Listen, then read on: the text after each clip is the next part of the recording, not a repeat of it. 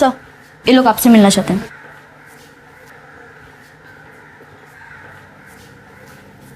जी कहिए।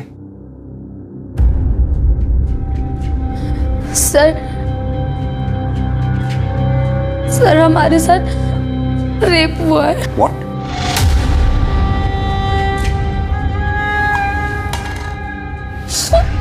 पानी पीजिए।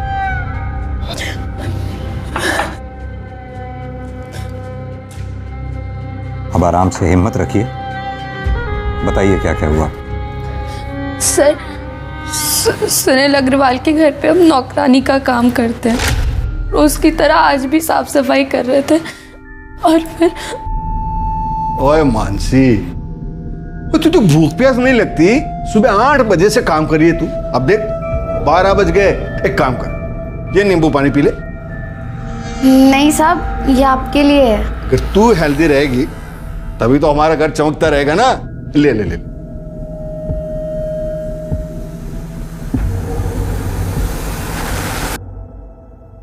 Very good. साहब मैं इसको किचन में रख के आती हूँ।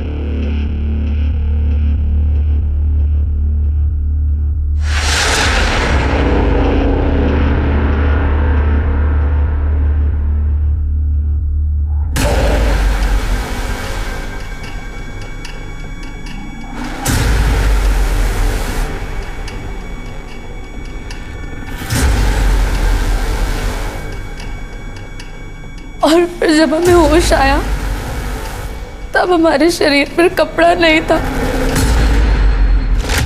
अच्छा, क्या आप इन्हें तुरंत पुलिस स्टेशन ले आए? इनका मेडिकल एग्जामिनेशन भी हो जाएगा। शर्मा मैडम, इन्हें हॉस्पिटल ले जाके इनका मेडिकल एग्जामिनेशन करवाइए। जी सर। पांडे सर, इनकी FIR लिख लो। और ये सुनील अग्रवाल, इसे जरा थाने बुलाओ।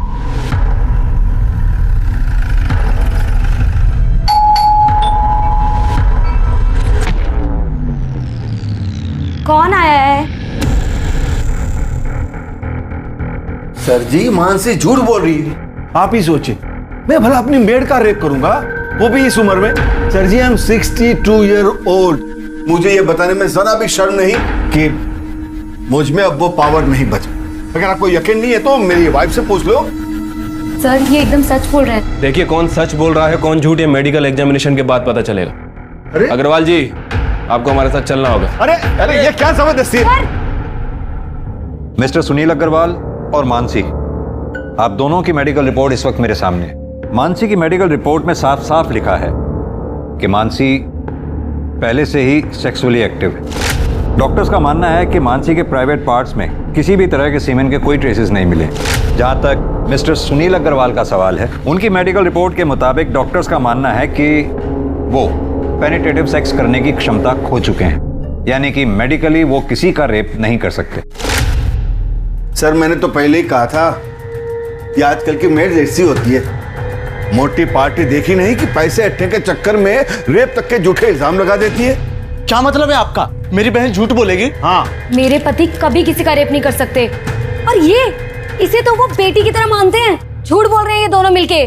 सर, एक लड़की के लिए उसकी इज्जत से बढ़कर कुछ नहीं होता है। तुम्हारी मेडिकल रिपोर्ट में साफ साफ लिखा है कि तुम्हारा रेप हुआ ही नहीं है, बल्कि तुमने पैसे हटने के चक्कर में अपने मालिक मिस्टर सुनील अग्रवाल पर झूठा आरोप लगाया। सर ये गलत है। ये झूठ बोल रहा है आदमी। क्या झूठ है क्या सच है अभी पता चल जाएगा। यादव सर। जरा लेकर आओ उसे। Okay sir.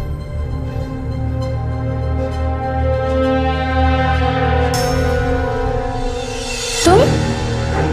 जी हाँ, इसका नाम है मनोज, तुम्हारा बॉयफ्रेंड। अब तुम खुद अपने भाई को बताओ कि मनोज और तुम्हारे बीच में शारीरिक संबंध है या नहीं। बोलो, क्या पूछ रहे हैं इंस्पेक्टर साहब? संभालिए।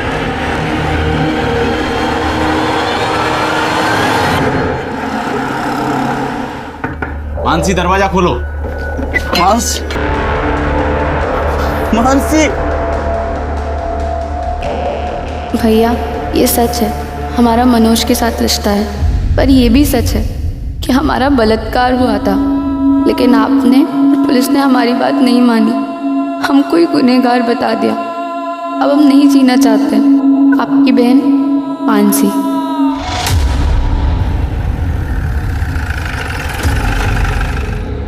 मानसी ने सुसाइड किया, इसमें मेरा क्या दोष है? दोष है क्योंकि मानसी ने अपने सुसाइड नोट में साफ साफ लिखा है कि उसका बलात्कार हुआ था। साफ साफ बताइए कि माजरा है क्या?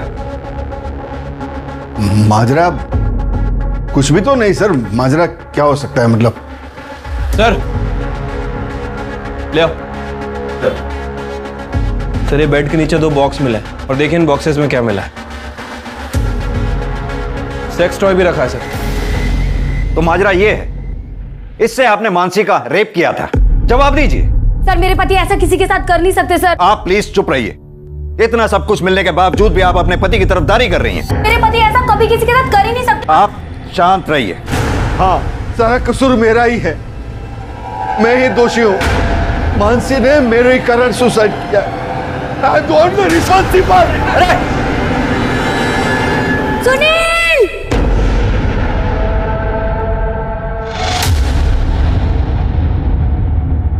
नमस्कार, आदाब। क्राइम पेट्रोल सतर्क के ब्लैक हेडलाइंस अध्याय के आज के एपिसोड में आप सबका स्वागत है। जिन लोगों से हमारा व्यवहार होता है उन पर भरोसा करना लाजमी है, लेकिन भरोसा एक ऐसी चीज है जो बहुत सोच समझ कर करना चाहिए। मानसी ने सुनील पर भरोसा किया और उसका दिया हुआ शरबत पी लिया। नतीजा ये हुआ कि वो सुनील द्वारा अननेचुरल यानी कि अप्राकृतिक तरीके से किए गए रेप का शिकार बन गई। पुलिस को सुनील के घर पर वो 2 बैग मिलने पर सुसाइड करना इस बात को साबित करता था। ये एक अजीब केस था जहां पर पीड़ित और प्रताड़ित दोनों ने ही आत्महत्या कर ली थी। पुलिस के केस क्लोज करने के बाद भी ये मामला तकरीबन 1 महीने तक मीडिया में चर्चा और वाद विवाद का विषय बना रहा। शहर के समाज सुधारकों के एक खेमे ने सुनील अग्रवाल और मानसी गोस्वामी की आत्महत्या के लिए पुलिस को दोषी ठहराया, जिसे पुलिस महकमे ने बेबुनियाद बता दिया। इतने हो हल्ले और हंगामे के बाद ये केस यहां बंद हो चुका था, लेकिन क्या वाकई में ये इस केस का अंत था या फिर ये एक बड़े केस का एक छोटा सा हिस्सा था? ये भूख तो तूने मिटा दी मेरी। हाँ? अब मेरी पेट की भूख भी मिटा दे। मैं अभी ना कर रहा था। हाँ? अपनी उम्र के हिसाब से आपको भूख कुछ ज्यादा नहीं लगती साहब जी? ये मेरी तो काम वाली नहीं है, मेरी डॉक्टर भी है। तो इसी तरह मेरी भूख बढ़ाते रहे, मैं तेरी पगार बढ़ाता रहूं। हाँ? मैं अभी आया। हाँ? जल्दी आ।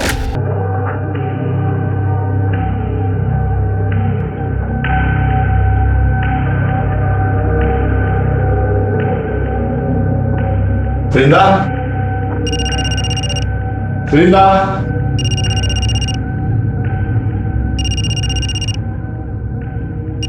वृंदा, अरे कहां चली गई? साहब मैसेज चेक करो।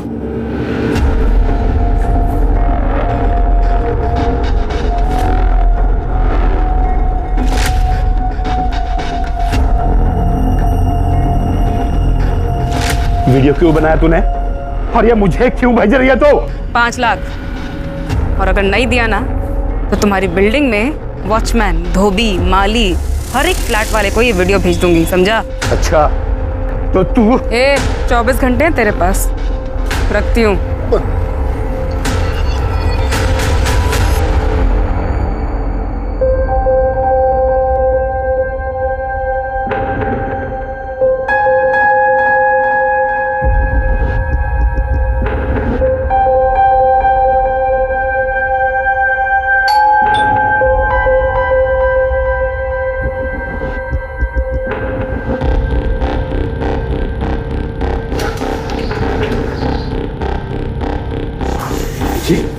नमस्ते। नमस्ते। मैं करिश्मा। करिश्मा?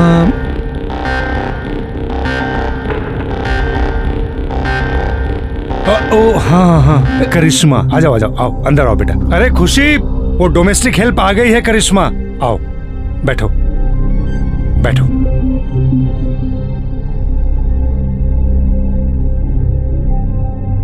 नमस्ते। नमस्ते नमस्ते, बैठो। देखो काम मैंने फोन पे तुम्हें समझा दिया है, बस हम 2 लोग हैं। सर काम कब से शुरू करना है? वो हम सोच रहे थे आज से ही कर देते। वो क्या है ना, हमारी माँ हमारे रहते दूसरों के घर में काम करती है, हमको अच्छा नहीं लगता। और वैसे भी हमारे भाई की भी तबीयत ठीक नहीं रहती, उसके पास कोई नहीं होता तो वो परेशान हो जाता है। मुझसे क्या पूछ रहे हो? भले घर की लगती है, रख लो। ठीक है बेटा, तुम आज से काम शुरू कर दो। थैंक यू साहब। अरे ऐसे आओ, मैं तुम्हें किचन दिखा दूं, आ जाओ।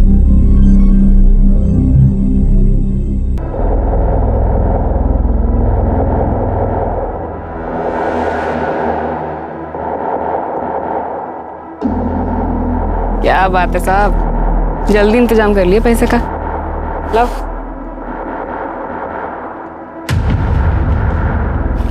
रब है ना, सब देख रहा है, तेरा भला नहीं होना कभी। ये पैसे मैंने अपने पोते की पढ़ाई के लिए रखे थे, समझी? बैंक पढ़ाई के लिए लोन बांट रही है, टेंशन मत लो आप। जाके पोते का ध्यान रखो, जाओ। अरे जाओ।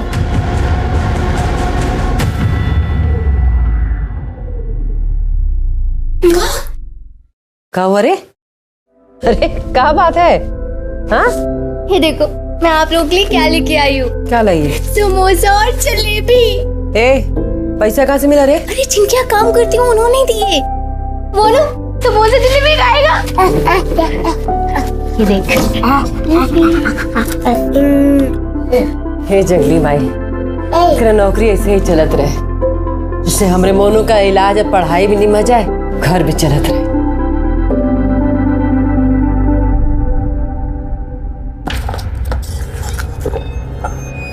बस इतने? बाकी के पैसे कहाँ?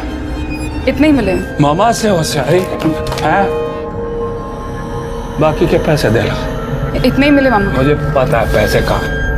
हाँ मामा इतने ही मामा। अच्छा दे रही हूँ।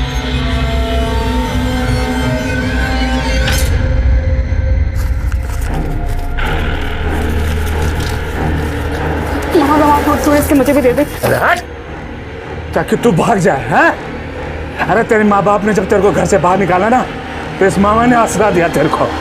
चल दबा जा।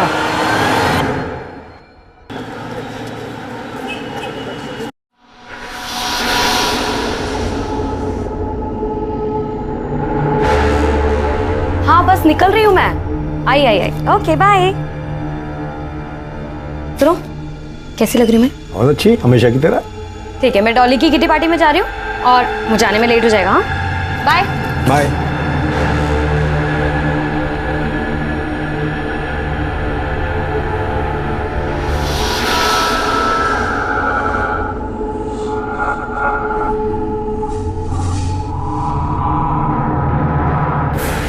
अरे करिश्मा बेटा, ये जूस पी लो।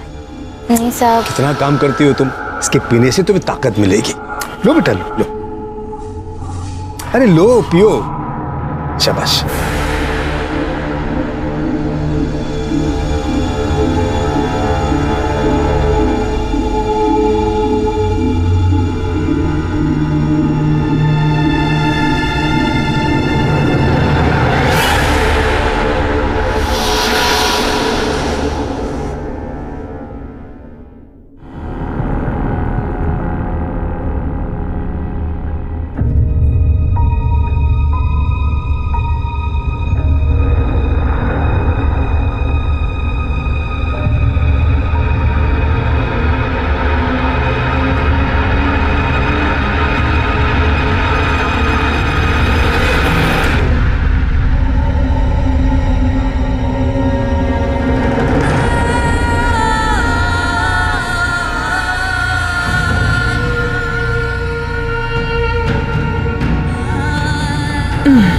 अरे आ गई तू, खाना लगा दे।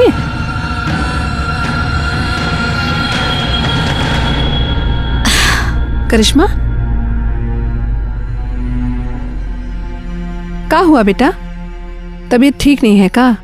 चाय पिएगी? चाय बना दे। हाँ, हमारा कुछ भी खाने पीने का मन नहीं, हम कल से नौकरी पे नहीं जाएंगे। उन लोगों ने डांट दिया का? देख बेटा, अब जो लोग इतना सामान पैसा सब दे रहे हैं, अगर कभी कोई चार बात बोल दे ना, दिल पे मत लगा। देख, तू नौकरी छोड़ देगी तो फिर मोनू का क्या होगा?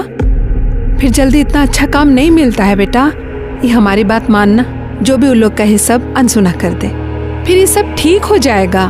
तो काम पे नहीं जाएगी तो घर कैसे चलेगा रे?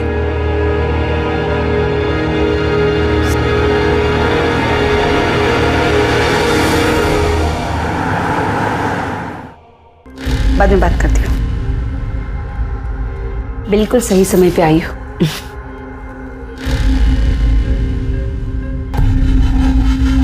ये है तुम्हारा नया शिकार। कुछ दिन इसका पीछा करो, देखो ये सही समय पे किल ठोक दो। नमस्ते, मैं धीरे जरूर आऊँ। क्या लेंगे आप मालिक, चाय पानी? अरे नहीं, कुछ हाँ? तकलीफ मत कीजिए आप। ये आपका बेटा है? हाँ। बेटा जरा यहाँ आना। क्या मुस्तिकर साहब? ये लो बेटा, ये तुम्हारे लिए। हाँ, जा जा बाहर खेलो, जाओ। अब ये लीजिए बहन जी, ये आप लोगों के लिए कुछ गर्मा गर्म जलेबी और नमकीन है। और हाँ, ये आपके लिए साड़ी। हमारे लिए साड़ी? हाँ लीजिए। करिश्मा नजर नहीं आ रही। हाँ, करिश्मा घर पे ही है, हम अभी बुलाते हैं। करिश्मा। हाँ माँ। बेटा भाग क्या ना, देखते रहे मालिक आए हैं। कैसी हो करिश्मा? बेटा कल काम पे नहीं आई तुम? मालिक इसका ना तबीयत थोड़ा ठीक नहीं था, लेकिन कल से आएगी। हाँ कल से आएगी काम पे। वो तो ठीक है। करिश्मा के लिए मेरे पास एक बहुत अच्छा सा ऑफर है। क्या है बहन जी, वो बहुत अच्छा काम कर रही है, तो मैं सोच रहा हूँ कि इसे अपने बहू बेटे के पास दुबई भेज दूं। दुबई? अरे जरा सोचिए बहन जी, यहाँ का 20 रुपया मतलब वहाँ का 1 रुपया, मतलब उसकी पगार 20 गुना बढ़ जाएगी। और हर 3 महीने में हम उसे आपके पास भेज देंगे मिलने के लिए, और आपकी और आपके बेटे की देखभाल के लिए तो हम है ही यहाँ पर। कहिए क्या ख्याल है आपका? अच्छी ये लीजिए, ये एडवांस। मालिक आप तो देवता आदमी है। ऐसा कुछ नहीं। करिश्मा ये तो किस्मत है, इतने अच्छे आदमी के काम करने को मिला।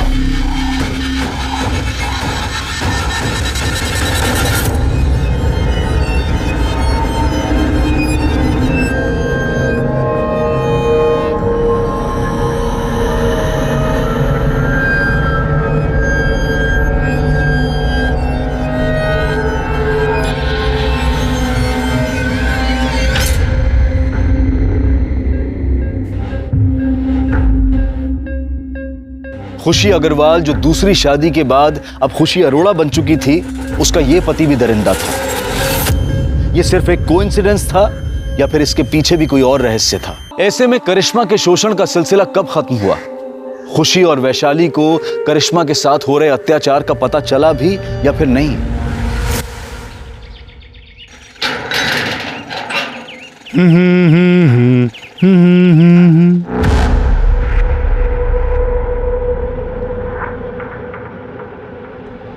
मैडम, मैडम,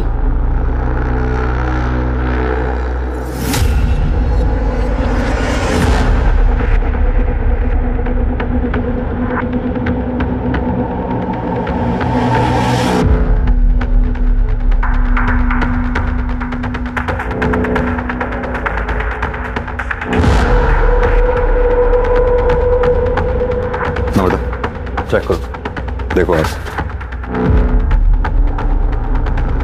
सर ये देखिए, यहाँ काफी स्वेलिंग है, हो सकता है जोर से वार किया हो सकता है मौत इंटरनल इंजरी की वजह से हुई हो। और देखो अच्छी तरह से।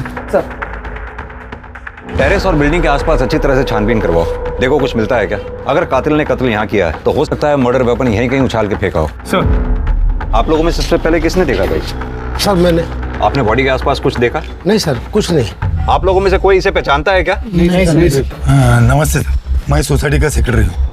मैंने इन सबसे बात कर लिया, मगर हम में से किसी ने इस लड़की को इस सोसाइटी में कभी नहीं देखा। एक बात बताइए, आपके सोसाइटी में सीसीटीवी काम कर रहे हैं? हाँ जी सर। हमें पिछले 2-3 दिन के सीसीटीवी फुटेज चाहिए होगी। मिल जाएंगे सर।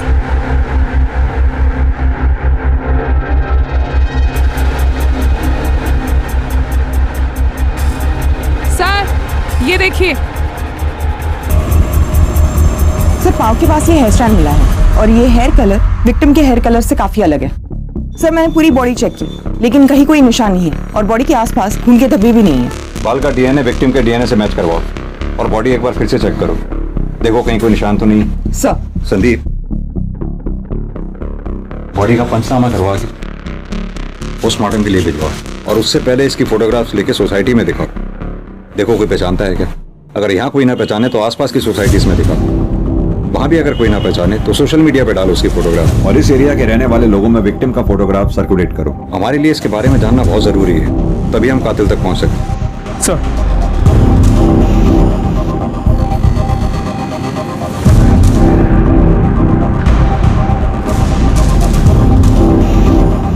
आप दोनों इसे पहचानते हो? नहीं।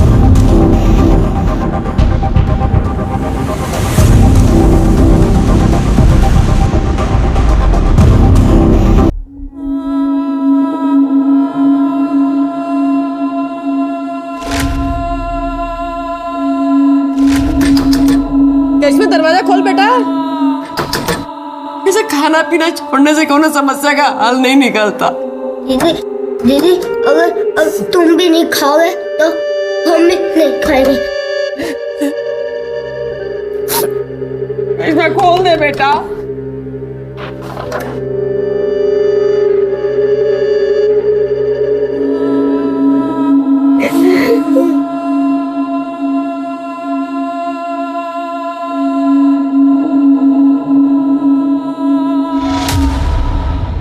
सर, उस अनआइडेंटिफाइड बॉडी की पोस्टमार्टम रिपोर्ट।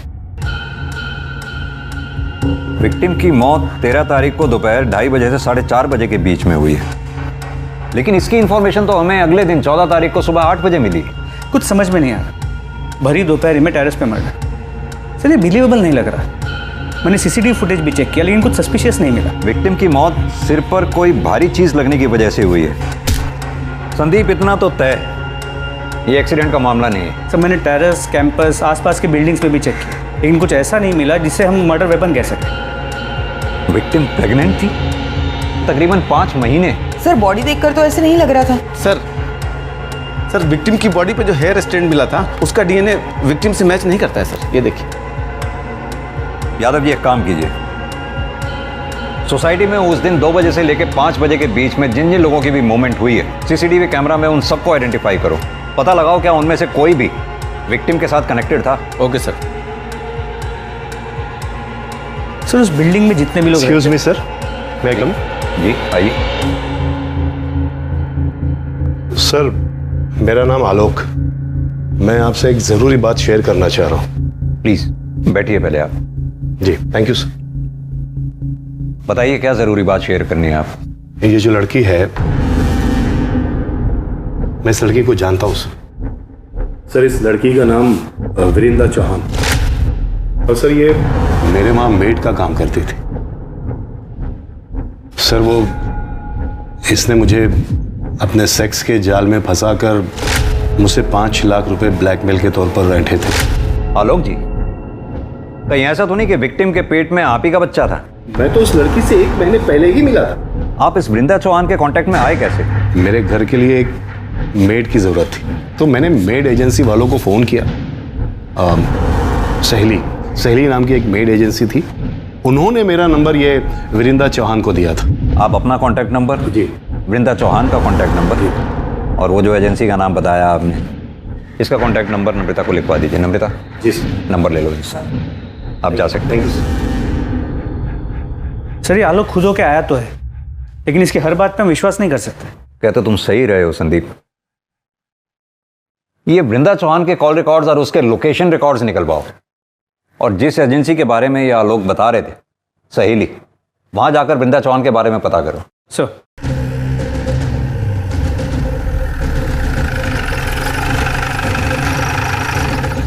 वृंदा हमारी एजेंसी के साथ 7 महीने से जुड़ी हुई। 2 महीने किसी के यहाँ काम करने के बाद एक दिन रोते रोते मेरे पास। ठीक। दीदी, इतनी चोट कैसे लगी तुझे? मेरे मामा ने आज मेरे साथ ऐसे जबरदस्ती किया, मुझे बहुत पीटा। तुम अपनी माँ से बात क्यों नहीं करती? वो कुछ करेगी ना। मेरे मामा मुझसे बहुत नाराज है। उन्होंने मुझे घर से निकाल दिया है। मैं उनके पास नहीं जा सकती दीदी, नहीं जा सकती दीदी। वो एक अलग कहानी है। हम दोनों पुलिस के पास चलते हैं, पुलिस को बता दे। नहीं दीदी, पुलिस की बात करें तो मामा मुझे घर से निकाल देगा। मेरे पास रहने का कोई ठिकाना नहीं है। रोना बंद कर और ये बता कि तू मुझसे क्या चाहती? मामा ने बोला था कि उसको पैसे ला के दूंगी ना तो वो मुझे छुएगा नहीं। दीदी कोई ऐसा जुगाड़ बता दो जिससे कम समय में ज्यादा पैसे कमा सकूं। क्योंकि अगर ऐसा ही चलता रहा तो या तो मेरा मामा मुझे मार देगा या मैं अपनी जान खुद ले लूंगी फिर। फिर मैंने उसे ऐसे लोगों के यहाँ काम करने का आइडिया दिया। वो क्या है ना साहब कि 2 पैसे एक्स्ट्रा भी मिल जाते हैं। मुझे उन सारे लोगों के नंबर चाहिए जिनके घर पे वृंदा ने काम किया था। हो सकता है उन्हीं में से कोई वृंदा के होने वाले बच्चे का बाप हो और उन्हीं में से किसी ने उसे मारा हो। क्या वृंदा प्रेग्नेंट थी? जी, पोस्टमार्टम रिपोर्ट के हिसाब से वृंदा के पेट में 5 महीने का बच्चा था। सर तो ये जरूर उसके मामा का काम है।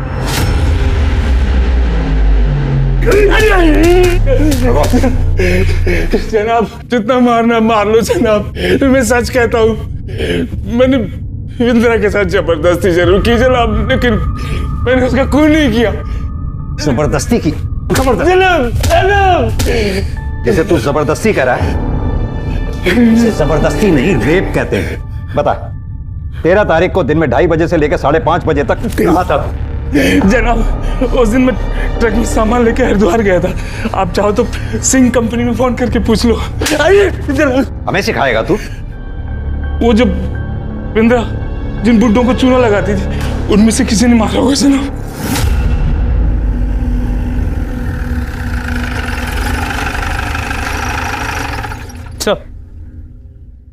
जिन जिन सीनियर सिटीजन्स के यहाँ पे वृंदा ने काम किया था उन सब ने बयान देने से मना कर दिया। लेकिन संदीप, वृंदा प्रेग्नेंट थी और जाहिर सी बात है उसके बच्चे का बाप इन्हीं में से कोई एक होगा। सर इस बारे में भी हमने उनसे पूछा, लेकिन सबका यही कहना है कि वो लोग प्रोटेक्शन यूज करते थे। सबसे पहले तो ये वृंदा के मामा अतुल चौहान का डीएनए वृंदा के फीटस से मैच कराओ। अगर उसका डीएनए मैच नहीं होता फिर बाकी बचे लोगों का डीएनए टेस्ट करवाओ। सर एक बात और, एजेंसी से मिले नंबर्स में एक नंबर धीरज अरोरा का भी था। इस वृंदा ने कभी धीरज अरोरा के घर पे काम तो नहीं किया, लेकिन फिर उसका अगला टारगेट धीरज ही था। पर हमें वृंदा की बॉडी भी धीरज की बिल्डिंग से ही मिली है। सर हमने उन दोनों से फिर से पूछताछ की, लेकिन उन्होंने वृंदा को पहचानने से साफ मना कर दिया। मुझे वो 13 तारीख की सीसीटीवी फुटेज दोबारा चेक करनी। सर ये देखिए 3:30 बजे वृंदा चौहान बिल्डिंग में घुसती है। एक मिनट नम्रता, पॉज करना, जूम करना जरा। खुशी अग्रवाल। सर आप इसे जानते हैं? तुमने इससे पूछताछ की थी? जी सर, इनके हस्बैंड से भी पूछताछ की थी, लेकिन दोनों ने इसे पहचानने से मना कर दिया। हस्बैंड? जी सर, धीरज अरोरा। ये धीरज अरोरा। लेकिन सर आप उस खुशी को कैसे जानते हैं? संदीप, करीब 1 साल पुरानी बात है।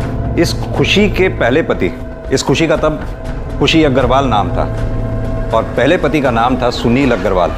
सुनील अग्रवाल के ऊपर उनके काम वाली ने बलात्कार का आरोप लगाया था और जब हम उनके घर में बयान की पुष्टि के लिए पहुंचे तो सुनील अग्रवाल का यह कहना था, मुझे यह बताने में जरा भी शर्म नहीं कि मुझ में अब वो पावर नहीं बचा। हमें यह भी पता चला कि उस काम वाली का एक बॉयफ्रेंड भी था। हमने ये सोचा हो सकता है कि उस काम वाली ने पैसे ऐंठने के लिए अपने मालिक पर झूठा आरोप लगाया हो कि उस काम वाली ने आत्महत्या कर ली। उससे भी ज्यादा हैरान करने वाली बात यह थी कि उसने अपने सुसाइड नोट में कंफर्म किया कि उसके साथ बलात्कार हुआ था और बलात्कारी कोई और नहीं, वो खुशी अग्रवाल का पहला पति सुनील अग्रवाल ही था। हम उसके बयान की पुष्टि के लिए फिर उनके घर पे गए और छापेमारी के दौरान हमें उन दोनों के घर से सेक्स टॉयज मिले। उन दोनों को थाने लेके आओ। खुशी जी, हम कुछ समय पहले भी मिल चुके हैं। तब आप खुशी अग्रवाल हुआ करती थी और आज खुशी अरोड़ा। कुछ याद है आपको? जी सर। आज आप सेकंड मैरिज करके मूव ऑन कर गई, अच्छी बात है। Thank you sir. मिस्टर धीरज, आपका मानना है कि आप वृंदा चौहान को जानते ही नहीं? जी बिल्कुल। जबकि वृंदा जिस एजेंसी में काम किया करती थी उस एजेंसी के मुताबिक आपने किसी काम वाली के लिए वहां रिक्वायरमेंट दी थी और उस एजेंसी का यह कहना है कि वृंदा आपके घर में काम करने वाली थी। जैसा कि वृंदा हर मर्द को हनी ट्रैप करके ब्लैकमेल किया करती थी, शायद आपको भी वो करने वाली थी या फिर हो सकता है किया हो। कहीं ऐसा तो नहीं ये बात आपको पता चली हो और आपने वृंदा का मर्डर कर दिया हो? या क्या कह रहे सर? मैं वृंदा को जानता तक नहीं था। इनफैक्ट आज से पहले उसका नाम भी नहीं सुना था मैं। हाँ, हर एजेंसी को हमने कांटेक्ट किया था मेड की रिक्वायरमेंट के लिए, अपने डिटेल्स भी छोड़े थे वहां, पर हाल फिलहाल हमें मेड की कोई रिक्वायरमेंट नहीं थी। नमिता, जरा धीरज जी को दिखाओ।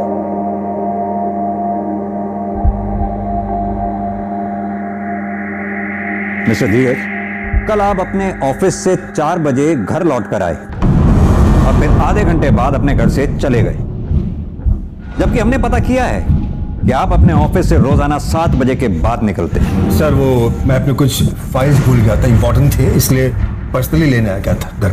और खुशी जी, आप कल अपने घर से 3:45 पे निकली और ठीक 10 मिनट बाद 3:55 पर घर लौट कर आ गई। सर ऐसी कोई बात नहीं है, मैं बस पैसे विड्रॉ करने गई थी वहां से। और आप स्टेटमेंट चेक कर लीजिए बैंक का, सीसीटीवी फुटेज होगा, आप वो चेक कर लीजिए। खुशी जी, ये एक अजीब सा इत्तेफाक नहीं है? 1 साल पहले भी जब हम मिले थे तब भी जुर्म आपके इर्द गिर्द ही हुआ करते थे और आज भी ठीक वही सिचुएशन है। सर इसे मेरी बुरी किस्मत समझ लीजिए या फिर कोइंसिडेंस। ठीक है, फिलहाल आप दोनों जा सकते हैं। Thank you.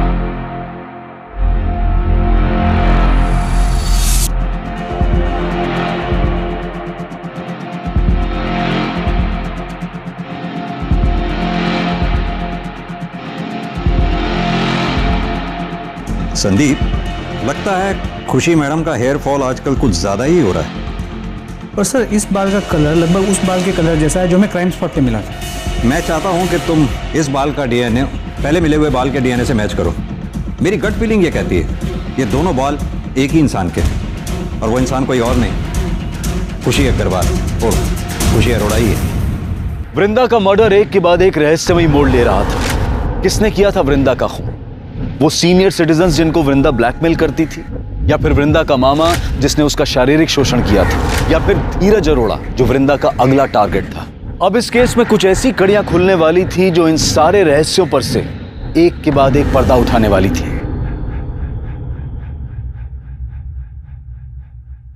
सर, वृंदा के मामा अतुल चौहान का डीएनए वृंदा के पेट की फीटस के डीएनए के साथ मैच करता है। रिपोर्ट। यानी वृंदा के मामा के पास वृंदा को मारने का मोटिव था, लेकिन बिल्डिंग के उस सीसीटीवी फुटेज में ये मामा कहीं दिखाई नहीं दिया। वृंदा की बॉडी के पास जो हेयर स्टैंड मिला था उसके डीएनए रिपोर्ट का क्या हुआ? वो नम्रता लेके आ रही है। सर, वृंदा की बॉडी के पास जो हेयर स्टैंड मिला उसका डीएनए खुशी के डीएनए से 100% मैच करता है। ये देखिए। ये खुशी शक्ल से जितनी भोली दिखती है उतनी भोली है नहीं। एक काम करो, ये खुशी के घर का सर्च वारंट निकालो। सर, मैं वही चेक कर रहा हूँ, थोड़ी देर में फोन करता हूँ ना आपको। ओके। खुशी, मैं देखती हूँ। पूरे घर की अच्छे से तलाशी लो। सर, क्या हो रहा है सर? आप हमें अपना काम करने दीजिए।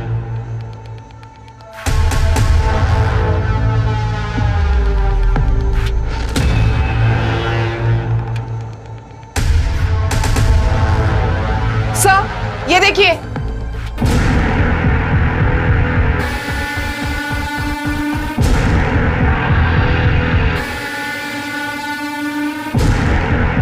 ये इस पिक में लड़की कौन है? यही रहती है? सर, हमने इसे अडॉप्ट किया है। पहले यही रहती थी, अब मेरे बेटे के साथ दुबई में रह रही है। नाम क्या है इस लड़की का? करिश्मा।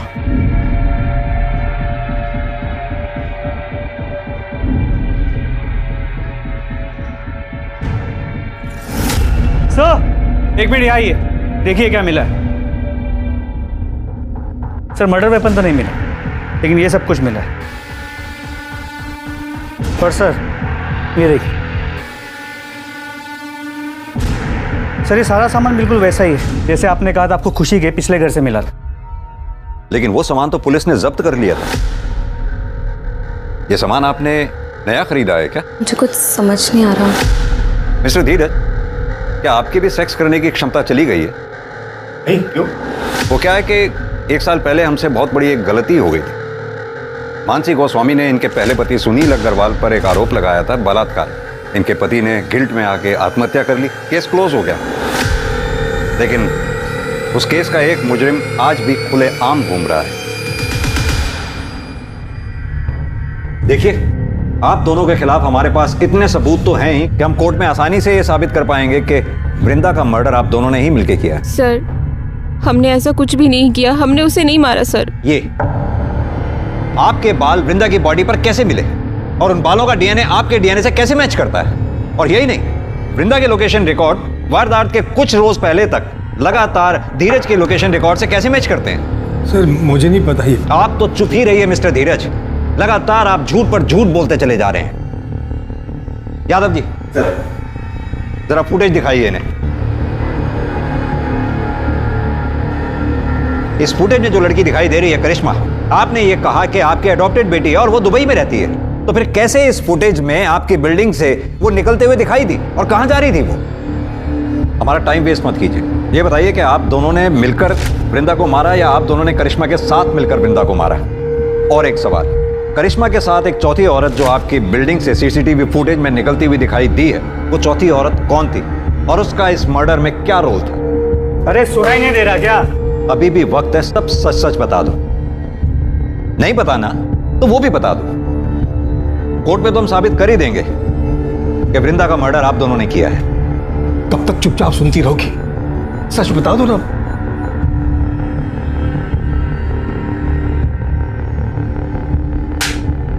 तुम्हारे पास फालतू का टाइम होगा, हमारे पास नहीं। बोलो। सर हमने वृंदा को नहीं मारा, उल्टा वो हमें फॉलो कर रही थी, वो हमें ब्लैकमेल कर रही थी सर, और वो धीरज को फॉलो करते करते मुझ तक पहुंची। उसने हम दोनों को साथ देखा और उससे पता चल गया था कि हम दोनों पति पत्नी हैं। जब धीरज नहीं थे, उनकी एब्सेंस में वो घर भी आई थी। तुम अपने बचपन के पैर को अंदर नहीं बुलाएगी? तुम यहाँ क्या करने आई हो?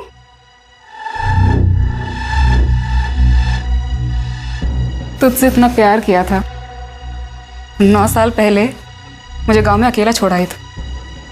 सारे गांव वालों ने मेरा सर मुंडवा दिया, माँ बाप ने घर से निकाल दिया, मामा ने मेरा रेप किया। ये अच्छा है, मेरी जिंदगी खराब करके अय्याशियाँ कर रही है। तो क्या चाहती है? 1 लाख रुपए। किस बात के 1 लाख रुपए? तेरे पति को बताऊं तेरे बारे में? खोलूं तेरी बोल, टाइट हो गई तेरी। कहाँ से लाऊं मैं 1 लाख रुपए? घर पे रखे होते 1 लाख रुपए? बाजू में ATM है और तेरे पास 2-3 अकाउंट तो होंगे ना। तो एक काम कर, सारे अकाउंट से थोड़े थोड़े पैसे निकाल के 1 लाख रुपए दे दो। मौसी हूँ तुम्हारे मुंह पर ला करके 1 लाख रुपए।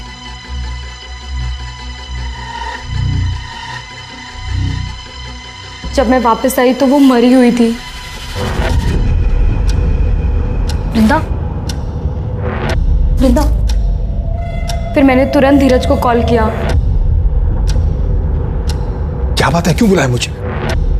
जब मैं घर पहुंचा तो मैंने देखा कि वृंदा मरी पड़ी थी। अब खुशी ने मुझे सारी कहानी बताई, तो हम दोनों ने मिलकर उसकी लाश को कमरे में छुपा दिया और मैं ऑफिस चला गया। मुझे पता था सर कि हमारी बिल्डिंग का टेरेस खुला रहता है।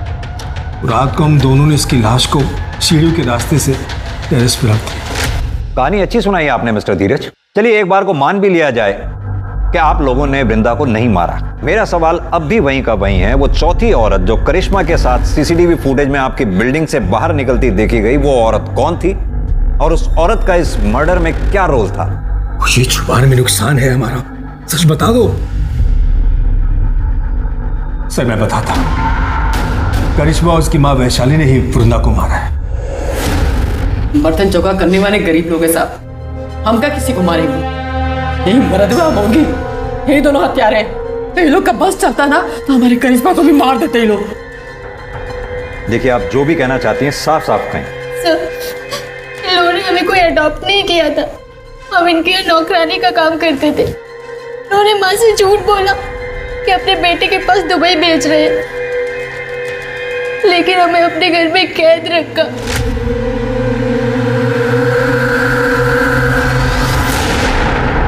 और पूरे 21 दिन हमारे साथ जबरदस्ती की।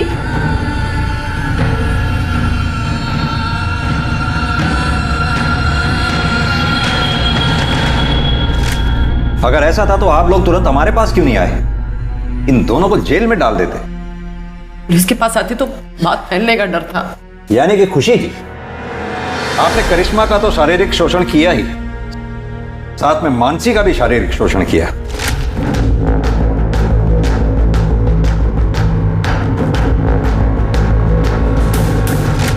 इतना ही नहीं, इस कुकर्म में आपके दोनों पति बराबर के भागीदार थे। पहला पति सुनील अग्रवाल, वो आपको ये कुकृत्य करते हुए देखता था, और आपका दूसरा पति मिस्टर धीरज अरोड़ा इस कुकर्म में आपके बराबर के भागीदार थे। आईपीसी की धाराओं की लंबी लिस्ट लगेगी आप दोनों की। ये बताइए कि वृंदा को क्यों मारा आप लोगों ने? हमने उसे नहीं मारा सर, यही दोनों ने मारा है। हम कैसे करेंगे उन लोगों का मर्डर? हम जब वहां पहुंचे, करिश्मा करिश्मा करिश्मा जब हमको चुपके से फोन करके इन लोगों को सारा सच्चाई बताई, हम करिश्मा को लेने के लिए इन लोग के फ्लैट पे पहुंचे। करिश्मा तो औरत पहले से मर चुकी थी। झूठ बोल रही है ये दोनों। मैं मानती हूँ सर कि मैंने बचपन में उसे सताया होगा, लेकिन अब ऐसा नहीं था। मैं प्रायश्चित करना चाहती थी और इसीलिए ना मैं उसे पैसे देने चाहती थी सर, लेकिन इन दोनों माँ बेटियों ने मिलकर उसे पहले से ही मार दिया था। साहब प्रायश्चित करके ना नौटंकी कर रहे हैं, नौटंकी। सर ये झूठ। ये केस उलझता ही जा रहा था। इस रेप और मोलेस्टेशन केस में ये तीसरी मौत थी। पहले मानसी और सुनील का सुसाइड और अब वृंदा का मर्डर। क्या कातिल इन्हीं लोगों में से था या फिर कोई ऐसा जो अब तक पुलिस की नजर से बचा हुआ था? संदीप, हो ना हो कत्ल इन चारों में से ही किसी एक ने किया है। हो सकता है खुशी ने वृंदा को मारा हो और फिर धीरज को फोन करके बुलाया हो वृंदा की लाश को ठिकाने लगाने के लिए। या फिर यह भी हो सकता है वृंदा के डर से खुशी ने धीरज को फोन करके बुलाया हो और उन दोनों ने मिलकर वृंदा को मार दिया हो। कौन हो तुम? कौन हो तुम? या फिर यह भी हो सकता है कि वैशाली घर में घुसी हो, करिश्मा के साथ भागने लगी हो और इसी दौरान वृंदा बीच में आ गई हो और वृंदा वैशाली के हाथों मारी गई हो। कुछ समझ नहीं आ रहा है संदीप। सर, वृंदा मर्डर केस में एक इंटरेस्टिंग चीज सामने आई है। सर, मैंने वारदात के एक दिन आगे पीछे की बिल्डिंग की सीसीटीवी फुटेज निकाली, तो उसमें ये धीरज काला पॉलिथीन लेके जाते हुए दिखाई दे रहा है। देखने से तो उसका टिफिन लग रहा है। सर, मुझे भी ऐसा ही लगा था, इसलिए मैंने उसी वक्त की बिल्डिंग के आगे के रोड की सीसीटीवी फुटेज निकलवाई। तो ये धीरज ये काला पॉलिथीन उस डस्टबिन के पास फेंक रहा था। नम्रता, एक काम करो, अपनी टीम में से किसी को भी इस स्पॉट पे इमीडिएटली भेजो। हो सकता है ये पॉलिथीन अभी भी वहीं हो। जी सर।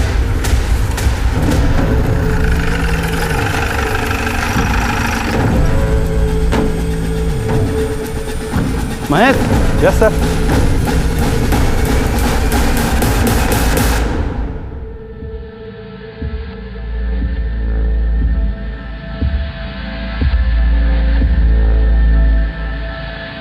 सर, ये बैग मैंने फेंका जरूर था। वृंदा को मैंने नहीं मारा सर, ना ही खुशी ने मारा।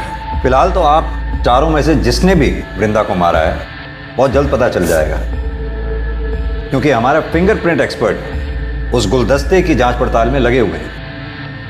अभी भी टाइम है। आप में से जिस किसी ने भी वृंदा को मारा है शराफत से कबूल कर ले।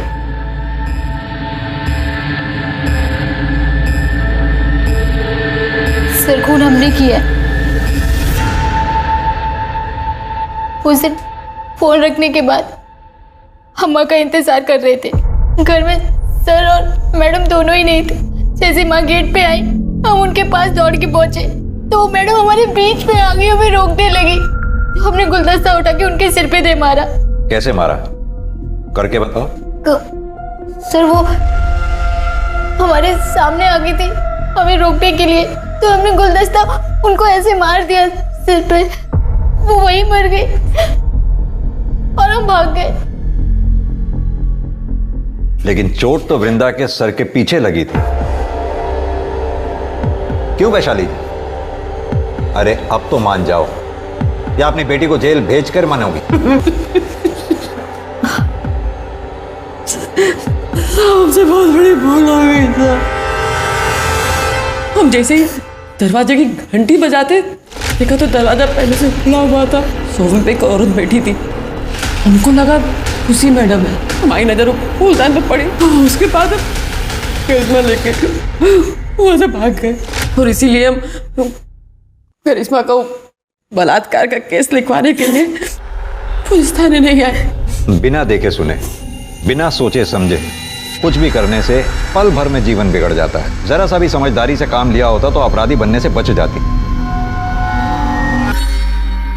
आज की तारीख में हमारे देश में समलैंगिक रिश्ते में होना कोई जुर्म नहीं है। अब तो कानून भी पास हो चुका है जो LGBT कम्युनिटी को मान्यता देता है। लेकिन अगर कोई भी रिश्ता हवस की आड़ में जोर जबरदस्ती से बनाया जाए तो वो जुर्म है। खुशी की दरिंदगी का शिकार ना सिर्फ मानसी, वृंदा और करिश्मा हुई, बल्कि खुशी की हिरासत के बाद और भी कई लड़कियां सामने आई और इस सीरियल रेप और मोलेस्टेशन के लिए खुशी के साथ साथ उसके पार्टनर्स को भी सजा दी गई। यह केस दर्शाता है कि समाज के दरिंदों की कोई शक्ल नहीं होती, कोई जेंडर नहीं होता, लेकिन ऐसे कई केस रोके जा सकते हैं अगर सही समय पर पुलिस को इसकी सूचना दे दी जाए। हमें बस चौकन्ना और सतर्क रहने की जरूरत है। अब मैं अनूप सोनी आपसे विदा लेता हूं, फिर मुलाकात होगी क्राइम पेट्रोल सतर्क के ब्लैक हेडलाइंस अध्याय में एक और नए केस के साथ। और याद रखें, क्राइम और आपके बीच में सिर्फ इतना फर्क है कि आप कितने सतर्क हैं। सतर्क रहें, सुरक्षित रहें। जय हिंद।